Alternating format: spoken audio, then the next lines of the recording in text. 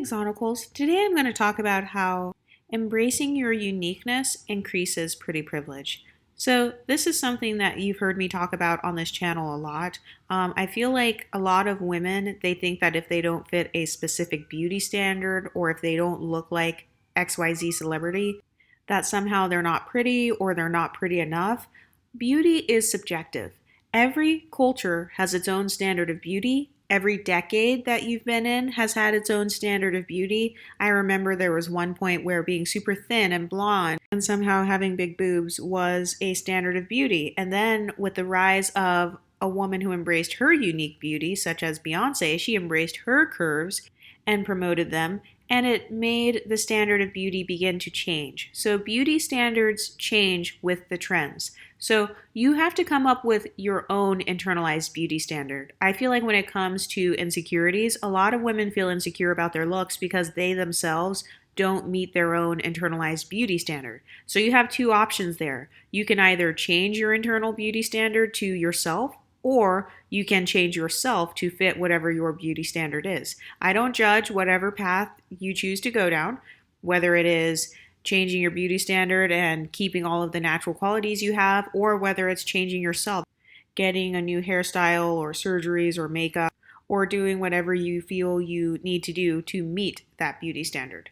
But I really want to talk about Willow Smith because Willow Smith has done a fantastic job of embracing her unique beauty and kind of promoting it and flaunting it, and it has caused her to be a trendsetter. It also caused her to break out of the shadow of her father and her mother, who are both kind of more well known and more seen than her. So this is actually very relatable because for a lot of girls, what will happen is maybe you're in school or you're in the office or you're in some sort of social setting and there is this other person or this other girl who's getting more attention than you. Maybe she's more successful than you. Maybe people are gawking over her beauty, kind of like Jada Pinkett Smith.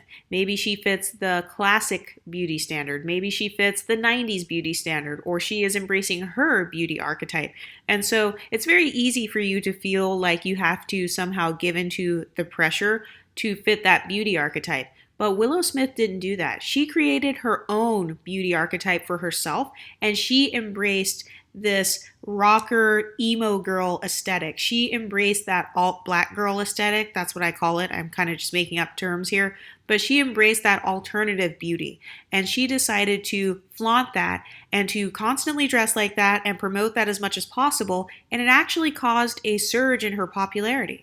She started playing the guitar, she started singing, and she's now performing all over the world. She's performing her rock music, and one of my favorite songs of hers is Transparent Soul because I listen to rock music as well.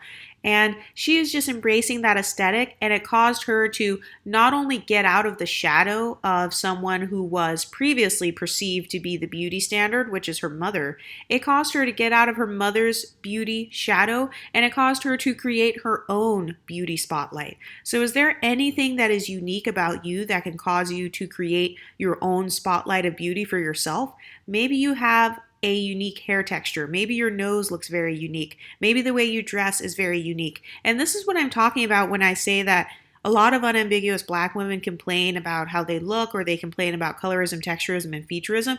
But I actually feel like black women have a very amazing opportunity to create their own beauty archetype and to use that uniqueness that they have when it comes to their own features to gain more attention and to create their own spotlight. No one can compete with you if you are unique. No one can copy the original. So if you create your own original style for yourself and your own original unique makeup look, then you can definitely use that to your advantage. Look at how the modeling industry works. A lot of the women that you see in the high fashion modeling industry, they don't fit the conventional popular beauty standard, but that doesn't mean that they're not beautiful.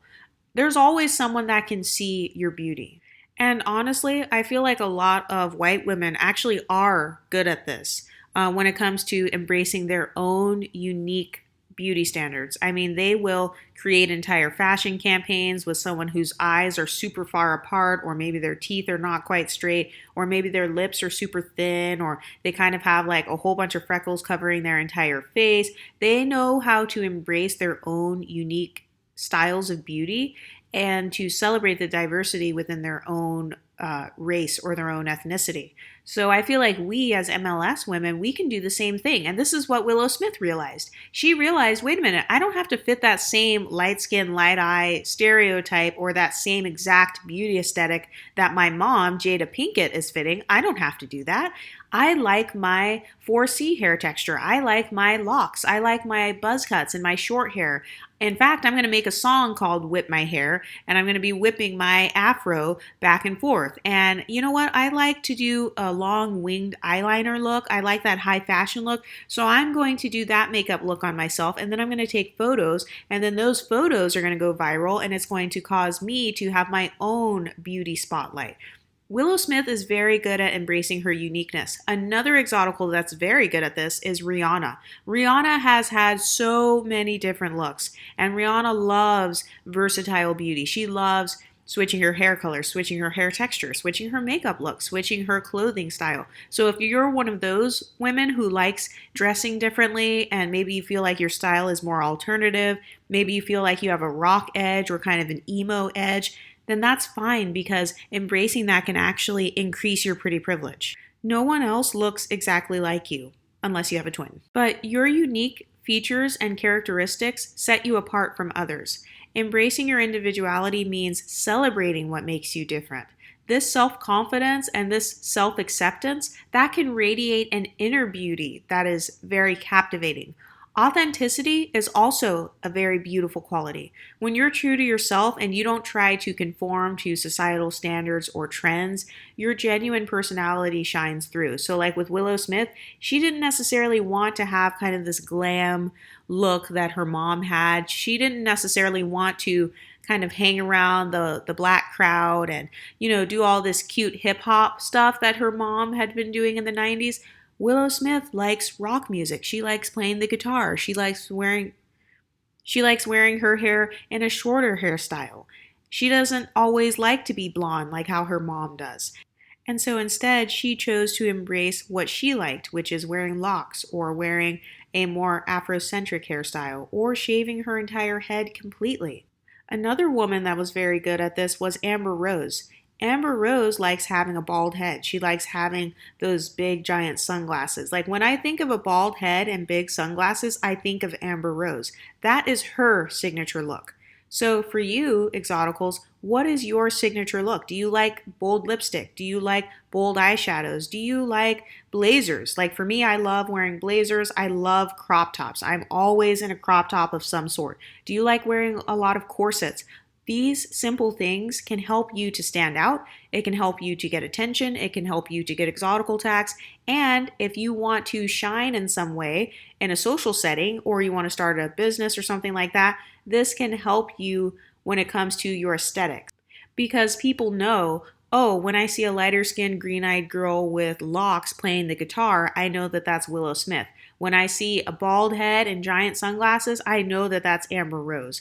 When I see a girl with part of her head shaved and part of her hair down and she's kind of belting it out on a microphone, I know that that's Rihanna. When I see a girl who is blonde and always has on something sparkly with her makeup done, that is Beyonce. All of these women have learned how to embrace their own unique looks and have their own signature style. They didn't all say, let's all try to look like Halle Berry. Let's all try to look like Taylor Swift. Let's all try to look like Ariana Grande. No, all of those women over time, they develop their own style that looks best on them. Beyonce looks fabulous when she wears gold. She looks fabulous in sparkles. And she looks really good when she has blonde hair. It really complements her complexion. So she's like, okay, this is my look right here. This makes me stand out. This is going to be my aesthetic. So Pretty Girl Club, what is your aesthetic? Do you like a professional look? Do you like the more elegant look? Do you like a high fashion look? Do you like something simple? Maybe you just like eyeliner and a little bit of lipstick, and that's the aesthetic you want to go for. It's okay to look at others for inspiration, but you don't always have to be a carbon copy of someone else in order to succeed. In fact, it can help you to succeed even more if you create your own unique style or you kind of take an old style and revamp it and make it your own. Think about what Margot Robbie did with the Barbie movie. She took something that was a classic and she revamped it, she made it her own, and she was able to be successful at it. If she can do it, we all can do it as well. And it doesn't have to be on the same scale. It can be something as simple as the way you dress at work, the way you dress at an interview, the way that you dress when you're going on a date. What silhouette looks best on you? Do you look best in corsets? Do you look best in high-waisted pants? Maybe you look good in low-rise jeans. Maybe you look really cute when you have your cleavage out. Maybe you look really good when your hair is straight and long and hanging down your back. Think about the things that make you special and stand out and begin to embrace those things, because if you embrace your own uniqueness, it's going to be very difficult for people to copy, and when they do try to copy you, it's going to be very obvious. Anyway, has anyone ever tried to stifle your uniqueness? Have you ever felt a pressure to look like others? And have you been able to get out of that? If so, how were you able to do that? Let me know in the comments section and I'll talk to you next time. Stay pretty, ladies.